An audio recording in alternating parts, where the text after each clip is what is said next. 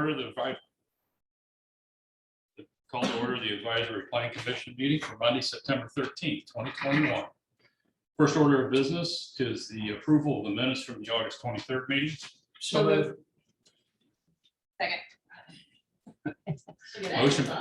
Motion by Mr. Dine and second by Monica. All those in favor of that motion signify by raising your right hand. All those opposed, same sign. And excuse my neglect. Welcome our newest member of the Planning Commission, Mr. Josh Kane. He joins us tonight, so welcome him. Look forward to all the fun. Any special requests and continuances? Yes, we do have a continuance request for Grand Vista annexation. Okay. Mr. Henderson is online from Premier. Go ahead, state your name and record, or state your name and address for the record, please. My name is Richard Henderson with Premier Land Company. Address is 111691 Fall Creek Road, Suite 210 in Annapolis. Okay, and state your business. We are the petitioners for the Grand Vista East petition that we have filed for annexation and zoning. And we are requesting a continuance to be in order to work out and continue some discussions with staff in regard to some requested commitments that we still unfortunately need to work through. We have a meeting set up for Friday to hopefully get through those items and be back on your agenda for September 27th. Okay. Any questions by staff or by the commission? Seeing none, I'll entertain a motion for continuance. Go ahead. So moved. Second. Motion by Mr. Dine and second by Mr. Schrader to continue this annexation hearing until Monday, September 27th at 7 p.m. All those in favor of that motion signify by raising your right hand. All those opposed, same sign. Motion carried. Okay, so there will not be another written notice. This is your notice for the next meeting, the 27th, and we will hear this annexation and the public hearing begin on September 27th. So, Can you explain something, sir? When you hear this, then how long will it be after that before you vote? that night, That night? so we'll have a public hearing. There'll be 15 minutes for the petitioners, 15 for the remonstrators, and seeing the the large group, I would suggest you get one or two spokesmen so that you can utilize your 15 minutes to the best and not be repeating the same thing between multiple people. There'll be a 5-minute rebuttal for each, the petitioner and the remonstrators. And then we'll close the public hearing and we'll open it up for questions among the commission. And then we'll, after we do that, we'll take a motion and then we'll vote on it then. Will the mayor be present? Not typically. And Mr. President, if I may, if anybody that's in attendance is not able to join us on the 27th, we have a Zoom up in here. We will also have a Zoom option for that next meeting. And you can call into that too if you don't want to join on the computer. So another way to join. Will it be the same meeting information as today, or will it have Yes. a new ID number? The Zoom meeting will be a new number that will be on the meeting agenda. We can just get that before the meeting on Yes. the website. Yeah, it'll be on our document center of our website. The petition number will be the same. Yes, sir. How many times will you allow them to continue? I know we have 70 people here tonight, and that's a good point to try to get a lesser number of people the next time. No, we've had maybe 1 or 2 requests for continuances. It depends on what they're trying to achieve. In this particular case, he's wanting to get more information on some of the work they're doing with the staff. Sometimes they'll ask for a continuance so they can get together with the remonstrators and the area people to discuss and get a better understanding. So that's up to the petitioner. in the 20 years I've been here, I've never experienced multiple continuances. So can't say there wouldn't be at first. Yes. How do we access any changes? The easy way to put this way, so the next time we come, we have the most recent changes, whatever they want to do or plan to do. If Go it ahead. helps, typically when something's continued, we would just reuse the staff report from this meeting. If anything changes in that staff report, we'll highlight what has changed. That's available where? It'll be available linked to our agenda on the document center of our website. That comes out typically the Wednesday before the. So the agenda for the 27th. Correct. That question period that you guys are talking about after the 15 minutes, is that questions from us or is that questions amongst yourselves? That's questions amongst ourselves. Your time to speak is the public hearing. It's just the 15 minutes. Plus And the 5 minutes response. Plus a 5-minute rebuttal. That's why I say with such a big group, it's good to have one or two spokespeople to, you know. It affects a lot of us. Yeah, no, I understand. All right, so We'll we figure it out, got guys. some other business, so if you guys would like to leave, we'll go ahead and give you a couple Let's see minutes. out there so we can talk about who wants to speak. Again.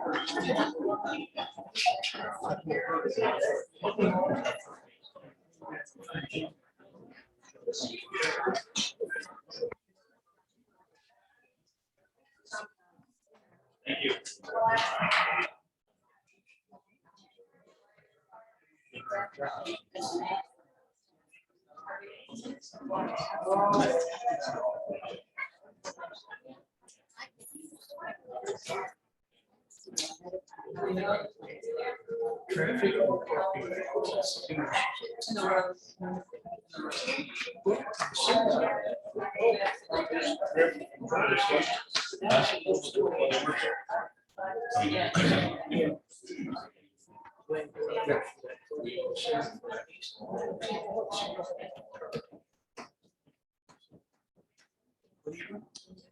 Okay.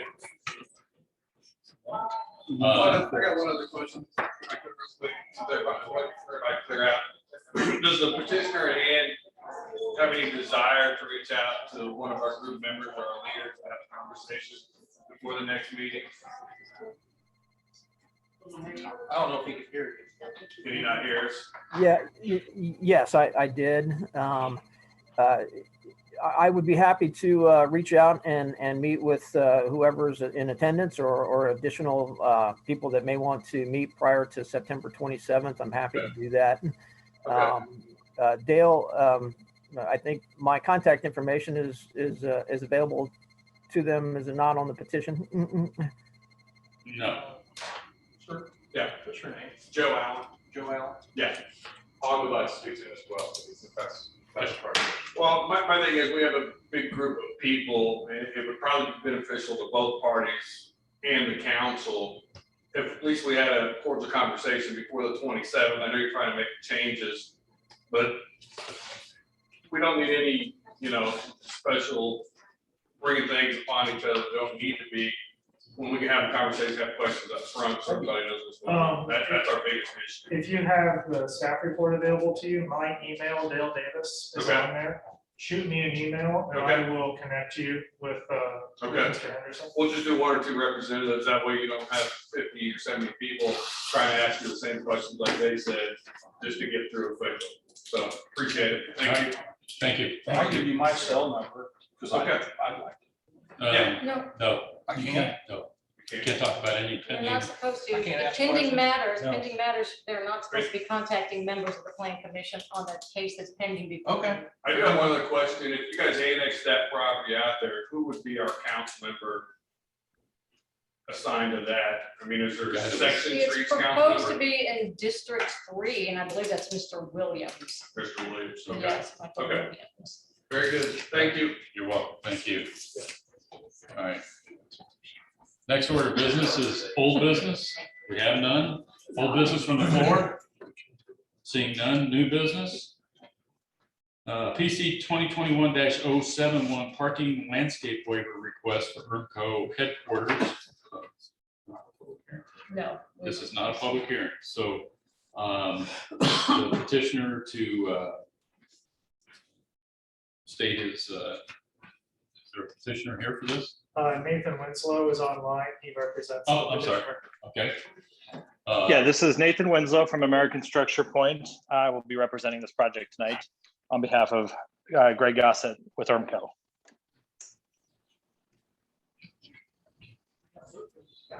All right. State your, did you state your address? Yeah, Nathan Winslow with American Structure Point. Our offices are at 9025 River Road in Indianapolis, Indiana. Okay. Go ahead and state your request, please.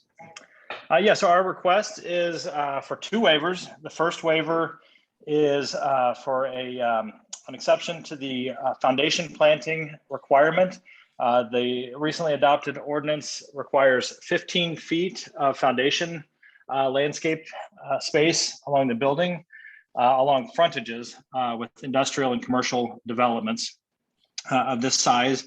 Our waiver request is to reduce that to 5 feet of foundation landscaping against the building. We will maintain the same amount of landscaping, but some of that landscaping will be reset around the perimeter of the parking lot. We'll do what we can against the building, with the remainder quantity being placed around the perimeter of the parking lot. And that is, generally speaking, consistent with the previous zoning ordinance for the city. So that is our first waiver request. Our second waiver request is for a reduction in the parking stall width from 10 feet to 9 feet. The 9 feet parking stall width is, again, consistent with the previous zoning ordinance. This particular facility has a known tenant, being ERMCO. Everything has been designed specific to their needs and their staffing needs. And the only way we can get the volume of parking necessary for their staffing needs is to utilize 9-foot parking stall width. So we're requesting a waiver for that. Again, the stall width requirement of 9 feet is consistent with the previous zoning ordinance.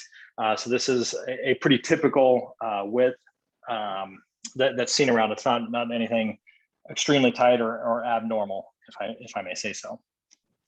And those are the two waivers we're requesting tonight. Okay, is that it? Is that it? Yes, that is it. Okay. Open up for questions to the commission.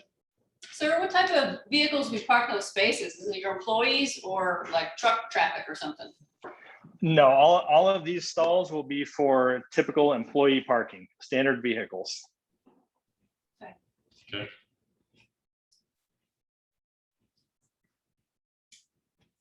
No other questions? Nathan, I guess if you're saying that this reduction is necessary so that you are able to, you have adequate parking for all your staff, does that mean I guess every spot will be parked or will be full? Meaning there's not any room for additional staff growth? Or? Nathan, this is Zach Jones. Yeah, go ahead, Zach. Why don't you speak to that if you can? So this is Zach Jones with CBRE. I'm the client representative for ERMCO. Generally speaking, no, every parking space would not be utilized. However, given that ERMCO does do several things where they'll have some events for their employees and some events for the general community, when they were looking to purchase the property in this specific location in Greenwood, they wanted a maximum. They were trying to get a certain amount of parking spaces for those kinds of events, for community involvement and their employees and such. And so that's how we had it designed as we were looking at this particular property. Do you have a picture or a drawing of your request of the lesser property spaces and of the landscaping differences? I didn't see that in the materials. I do not have an exhibit currently available that I can share right at this moment. I apologize for that. They have to come before the primary plat, or is that already taken place? No, that's already taken place. Site plan. So it's in the site plan, which you guys will review. It's under review right now. These are two of the last outstanding comments. We had a similar situation with the landscape with the CA Ventures building, you might remember, where they shifted their foundation landscape to the perimeter. Yes. I do remember that. So the quantity will be met, just not necessarily the location. And the width of the parking. So this project was scoped under the previous zoning ordinance, but it's actually filed under our current ordinance. Gotcha. So they had scoped the site at 9 feet, even though when they submitted 10 feet is the standard. So when they submitted it changed to 10 feet. Okay.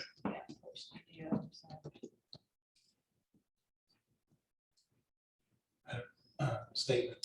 Yep. Seeing the uniqueness of the timing of this project, should this be granted, I think it should be at least stated and be part of the record that this is not precedent setting. This is a function of the bridging between the previous zoning ordinance and the current unified development ordinance. And should this be granted, I would not want other companies to come in and say, hey, we want to use the old ordinance. This is not a matter of us flipping back to the old one. This is merely honoring the fact that there is some bridging going on here. It's the first thing. Do we include that in the motion? Either. It's in the notes now. Yeah, it's in the Okay. record, you stated it, that Okay. if you were to grant it, it's because you have this unique situation. Okay. They still have to meet criteria, of course, and they have, just make sure that in the record that you realize when you make the motion, they have given the written statement in their petition of the reasons how they meet it, even though they didn't specifically review it in their presentation. But that's what's been given to staff. Well, and it went up to you with your Yes. materials, yes. But I'm all saying has it's- read it. Yes, everyone has actually read it and all seen it. Any other questions? There's motions prepared for you. There are two different waivers. We have to take motions on each one. So, Mr. President, in regards to PC 2021-071, the waiver being the parking space width requirement waiver for UMCO Incorporated, I move that the request of American Structure Point on behalf of UMCO Incorporated for a waiver of the requirements of the Unified Development Ordinance, Greenwood Municipal Code, Chapter 10, Article 25, Division 3, generally applicable regulations, Section 10-03-02, parking and access, E, parking space dimensions and drive aisles that specifies a minimum width of 10 feet for 90-degree angle parking spaces to permit a minimum width of 9 feet for the 90-degree angle parking spaces in its proposed parking lot be approved, and that the Plan Commission find that the criteria set forth by Greenwood Municipal Code, Section 10-04-05I for the approval of the waiver has been met for the reasons set forth in the attachment to the written waiver request and as presented. second. Motion by Mr. Shaw, second by Mr. Johnson. All those in favor of that motion signify by raising your right hand. All those opposed, same sign. Motion carries. And the landscape waiver.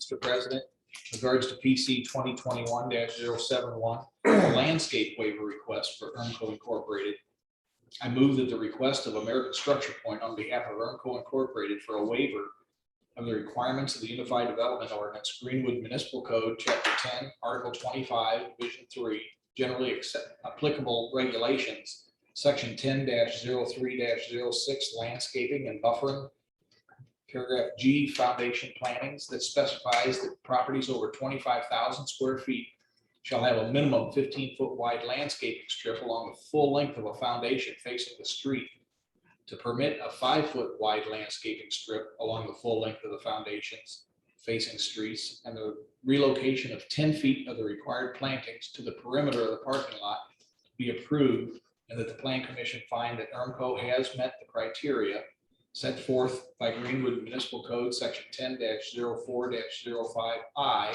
for the waiver, for the reasons set forth in its request for waiver and as presented.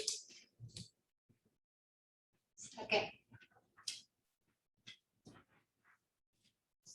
Motion by Mr. Shell, second by Sherry. All those in favor of that motion signify by raising your right hand. All those opposed, same sign, motion carries. Okay. There you go, gentlemen. Good luck. Thank you very much. I appreciate it. Yep. Thank you. All right, next order of business, any new business from the floor? Seeing none, any announcements? We do have business on our next meeting, as we discussed earlier today, so. Correct. uh, We have anything besides that? Yes, we do. Okay. Real busy night? Or just? I'll see what it was going to be a busy night to begin with. Okay, so.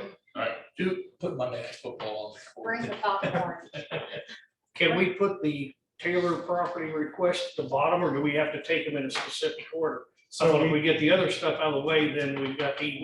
we generally have a few waiver requests on there. We generally put waiver requests and primary flats at the top of the agenda because those are typically the shorter items. So Good was short.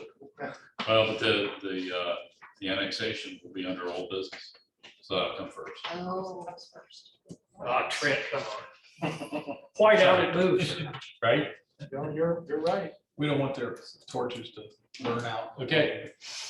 I did appreciate the questions from the what I would assume the remonstrators and for acting or asking for information. So hopefully that'll help something. Just as a point of clarification, so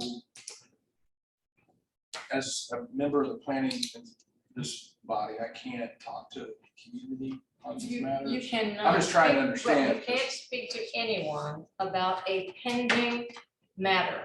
So if there's a petition filed, you're not supposed to have discussions with anyone about a pending matter in the event, they're trying to influence your vote, for instance. So you have a rule of procedure that says that you are not to speak, no person is to contact any member of the Plan Commission about any matter that's pending with the intention of influencing their vote. And if you do get a letter or a phone message or that, pass it along to the staff. And just politely I can see that happening. Yeah, I I've had recognize a lot of people out here. I've only had it happen a couple times, but Yeah, Part of the farming community for a few years. Yeah, I just wanted to know how, because I've never not been able to talk to. Right. The so community. any pending petition. Just say pending business, I'm not, by state law, is that correct, Sean? No, it is Or- by state law for the BZA. It is by rule of procedure for the Plan Commission. So that's a Greenwood rule. That is your rule of procedure, yes, Okay. for Plan Commission. Well, I don't want to do it wrong. But the risk you run is the city gets sued. Right? I mean. Well, what?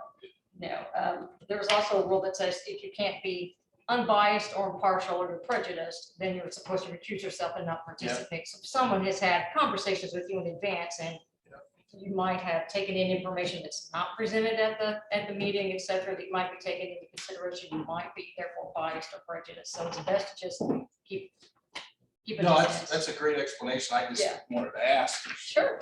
Good question. Deal with that. So then kind of a follow-up question to that, if the members are not able to speak to the public or the remonstrators, is the best option then for all of us, since we have a new member, to gather more information than just what Dale puts out as the staff report, that type of document? Or is there other means that we're all able to learn more about the petition or the details? Typically, it's a public hearing matter. It's whatever people put into the record. So you're supposed to take into consideration what the petitioners or remonstrators present to you for consideration. If it's something like a waiver that doesn't have a public hearing, then it's whatever information the petitioner files and presents at the presentation. You normally do not have a duty and normally do not go out and try to find information on your own. The only thing you can't, correct me if I'm wrong, but the only thing you can do is go out. You can look at a visit the site. property, You can you look know, at it. drive around the property and get a feel for the area, you know, so when you get questions and you have a better knowledge of that piece of property. And staff will always compile whatever letters or, formal communications we receive and with those, as addendums to your staff report, so you're all seeing the same thing. All right, so if I have questions, I'm just calling you guys. That'll keep you out of trouble. And Dale's, Maybe. and Dale's a good source. I've about half the meetings. Any other questions, comments, announcements? I move we adjourn. So Second. Josh, I could tell you were wanting to say a couple